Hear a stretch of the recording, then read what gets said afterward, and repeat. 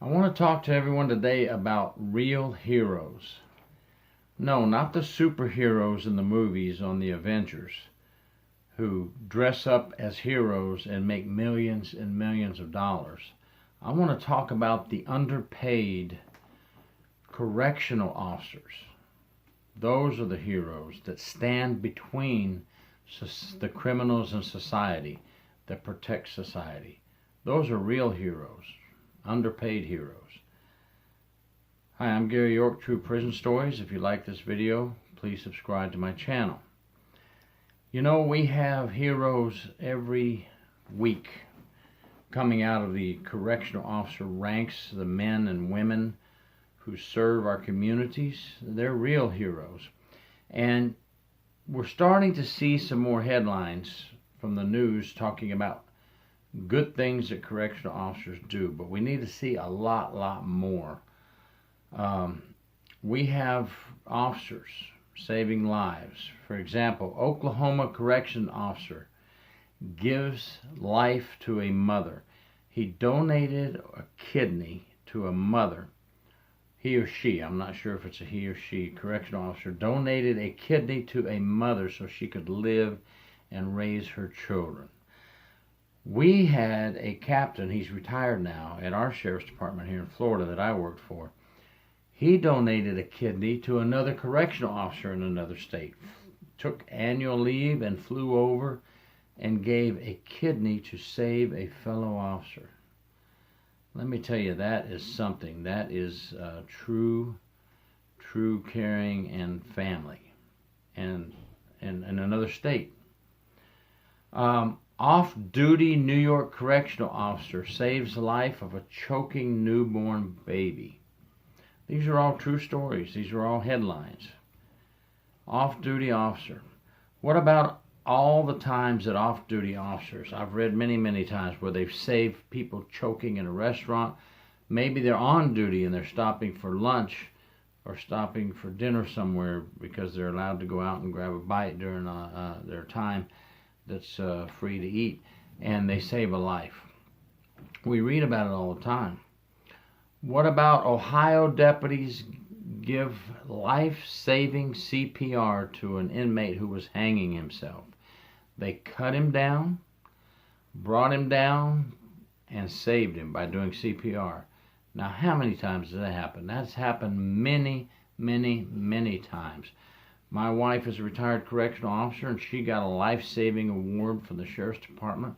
Found a female inmate who had just gotten word that her children were being taken away from her. She tried to hang herself on the night shift, and thank goodness my wife was doing her job and doing her rounds and saved this woman, and she's still alive today. It happens, many officers have received this award. They saved the lives of inmates hundreds and hundreds of times. Care, custody, and control is definitely being carried out when they save these inmates' lives. And what about California correctional officer saves the life of a woman stabbed in a grocery store? Yes, the woman was stabbed 12 times approximately, and he went back to his old first aid, first responder training, and put pressure on the wound that was close to the artery. The one wound that he saw was going to be the wound that may cause death. And when emergency medical services arrived, they said the correctional officer saved her life by applying pressure to the wound. What about the numerous times that either going to work or leaving work going home or on inmate transport, officers have pulled people from burning cars, pulled people out of cars that are in an accident and saved them. Many hundreds of times this has happened. I know that when I worked in the state prison, we had an officer that got an award. He was on his way home and he saw an accident. He got out, he pulled the people out of their vehicles, laid them down on the roadside in the grass, started traffic control points, called 911, did all these things. This happens all the time, and officers get an award and they get recognized, and that is a great thing. And they also do these things I just mentioned on top of standing between criminals and society, protecting them every day, every night, 24/7, working in a dangerous environment with no weapons, maybe a can of spray, a radio to call for help, many times alone among 100 inmates, 200 inmates. It depends on where you work and the population of your jail or prison. And they're risking their lives every day. They're being called names by the inmates. They're being threatened. They're getting pencils jabbed in their necks. We've had this happen at our jail. We've had it happen in other places. So doing all these things, and still, when an inmate hangs himself, they go in, cut him down, and do CPR and save their life. They still save lives of citizens on the street. They still save each other's life when a fellow officer has been injured by an inmate and a fellow officer needs help. We save each other as well. There's so many life-saving stories from the correctional officer, detention deputy side that is just unbelievable if we put them all together. And I want you to know, if you guys are a hero, then I need you to be recognized, and please put at the bottom of this video if you've ever saved someone's life. And now I want to talk about another hero, and he lives in New York, and I want to talk about him for a bit and recognize him.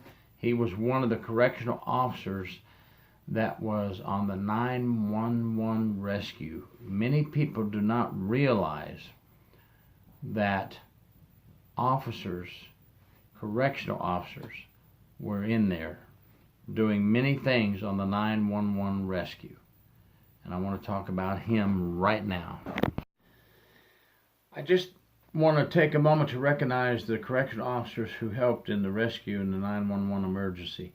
Even after all these years, we still have correctional officers in New York that are active duty and retired that were there and helped in the 911 rescue. And one of those people was Michael Banahan. He started in New York Corrections in 1987 and he retired in 2007.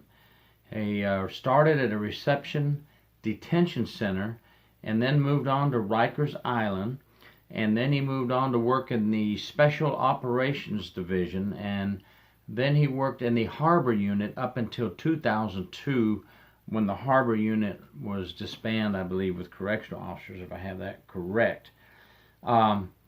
He received a folded flag from Homeland Security and a certificate from Homeland Security. He helped rescue 3,000 people from the 911 area and move them out of there. And he was part of many. And we salute you, Michael Banahan, for your great work. Some of you may know him when you hear his name, those of you up in New York. A lot of you know him from the Correctional Officer Brotherhood, which is now 53,000 plus strong. I think it still says 52,000 on there. It's 53,000 strong. He's a member on the Correctional Officer Brotherhood. I'll post this video there and you guys can give him a shout. But listen, if you were involved in that 911 rescue in New York, please put your name either on the bottom of this YouTube or when I post it on the Correctional Officer Brotherhood. Shout it out. If any of you were involved in that in any capacity, please let us know. And thank you for your service, and thank you for the risks you take.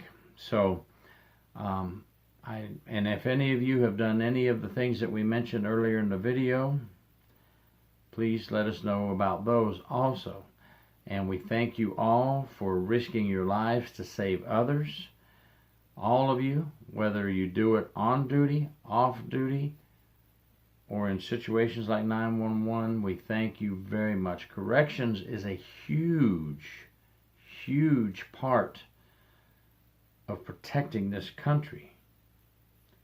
And until people realize that, we have to remind them of things like this in this video that I just told you about. Remind them how many correctional officers were on the 911 rescue, people like Michael Banahan.